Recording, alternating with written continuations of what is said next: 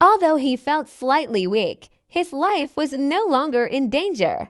"Mr. Reese, you're finally awake. I thought you would not make it," someone said tiredly. Dustin looked up to see Lyndon by the bed. Sweat beaded the older man's forehead as he panted exhaustedly. "So you were the one who saved me. Thank you so much." Dustin frantically thanked Lyndon. It was nearly impossible to neutralize the poison in his body. So Lyndon must have gone through a lot to bring Dustin back to life. "It's nothing. I only had to use my energy." "You should be thanking the person next to you instead," Lyndon sighed. "Beside me." Puzzled, Dustin turned his head. On the bed next to his lay a beautiful but lifeless woman, whose breathing was so faint her chest barely moved. She looked just like a corpse. Natasha. Stunned, Dustin sprung up in horror. He threw himself toward her and began checking her weak pulse. She was so weak she was nearly dead.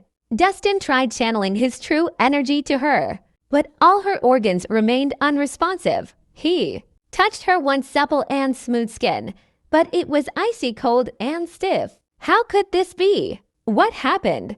Dustin was terrified. He couldn't figure out what was wrong with her. Despite all the medical textbooks he has read, he has never seen a condition like hers, much less know how to treat it. It felt like Natasha was already dead.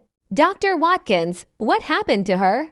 Dustin spun his head around panikedly. "Well, she turned this way because she tried to save you," with a sigh. Lyndon began telling Dustin the whole story. From agonizing pain to reaching death, Lyndon carefully watched the entire process. He felt that Dustin needed to know how far Natasha would go for the person she loved. Dustin was dumbstruck after hearing Lyndon explain the event. He never imagined that Natasha was willing to sacrifice herself to save him. At this moment, he finally understood his feelings for her. Still, there was no way he could accept her feelings for him if it led to something like this. "Mr. Reese, Ms. Hammond left this letter for you. Please read it." Conflicted, Lyndon cautiously passed Dustin a letter. No one had ever impressed him as Natasha did. After all, even grandmasters might not be able to handle the unbearable pain. Yet an ordinary woman could withstand the pain without